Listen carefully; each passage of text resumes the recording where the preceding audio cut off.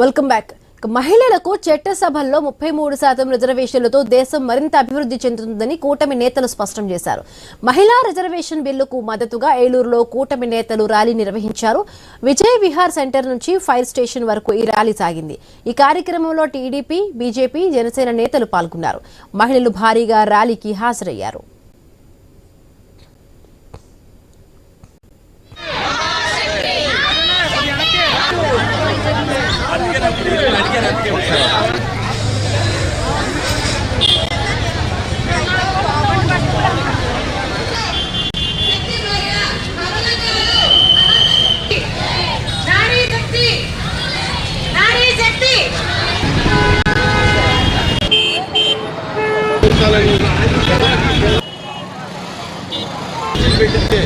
ఉపాధి కలుగు కలిగి మహారాష్ట్ర మీద తీసుకున్న నిర్ణయం లోకేష్ మీరు ఈ రోజున భారతదేశంలో ప్రతి దాంట్లో కూడా ముందంజలో స్త్రీలు ఉన్నారు.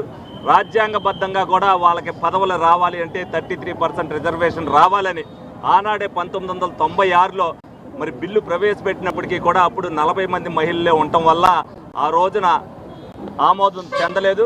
కానీ ఆ రోజునే ఏదైతే ఆ రోజున ఆమోద ముద్ర పడటానికి ఏదైతే వరి బీజం నాడారో ఆ రోజున నారీ శక్తి వందన అధినియం 2023 అని మా నరేంద్ర మోడీ గారు 33% ఉమెన్ రిజర్వేషన్ బిల్లుకు నామకరణం చేసి 16, 17, 18 స్పెషల్ పార్లమెంట్ సెషన్స్ ఢిల్లీలో నడుపుతూ అందరం కూడా ఈ యొక్క రిజర్వేషన్ బిల్లుకు మద్దతు ఇవ్వాలని చెప్పి అందరినీ కూడా కోరుకోవడం జరుగుతోంది. అయితే కొందరు ఈ యొక్క మన మహిళలను అణగతొక్కాలనేటువంటి ఒక దుర్బుద్ధితో, ఆలోచనతో వాళ్లకు మింగుడు పడక ఈ యొక్క బిల్లును వాళ్ళు మద్దతు ఇవ్వడం జరగడం లేదు. కాబట్టి యావత్ మహిళా లోకమంతా ఇది గమనిస్తూ ఉండి మీరందరూ కూడా ఖచ్చితంగా ఈ మహిళా రిజర్వేషన్ బిల్లుకు కొన్ని దశాబ్దాలుగా దీనికోసం మహిళలు పోరాడుతూ ఉన్నారు. మాకు ఈ రోజు ఒక దృఢమైన నాయకత్వంలో నరేంద్ర మోడీ మాకు ఈ అవకాశం కల్పిస్తూ ఉంటే మీరు దాన్ని అడ్డుకోవాలని చూడడం నిజంగా ఈ యొక్క మహిళా లోకానికి కూడా అవమానంగా మేము భావిస్తున్నాము.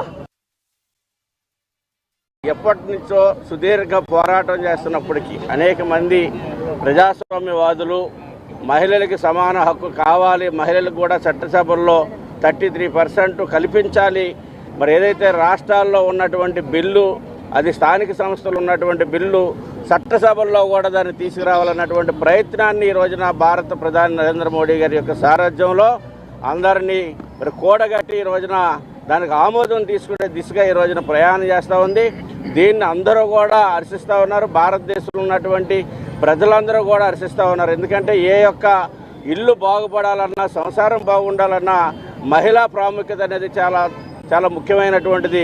ఆ రకంగా రేపొద్దున అసెంబ్లీ, పార్లమెంట్లో కూడా మహిళా సోదరిమణులు వారి యొక్క పరిపాలనకు అవకాశం రావటం ఈ దేశానికి సుభిక్షం అని చెప్పి తెలియజేస్తూ, బహుశా భారతదేశ రాజ్యాంగం రాసినప్పుడు కానీ లేకపోతే మరొక పుస్తకాలు రాసినప్పుడు కానీ ఈరోజు తారీఖు ఖచ్చితంగా అందులో నిక్షిప్తమై ఉంటుంది.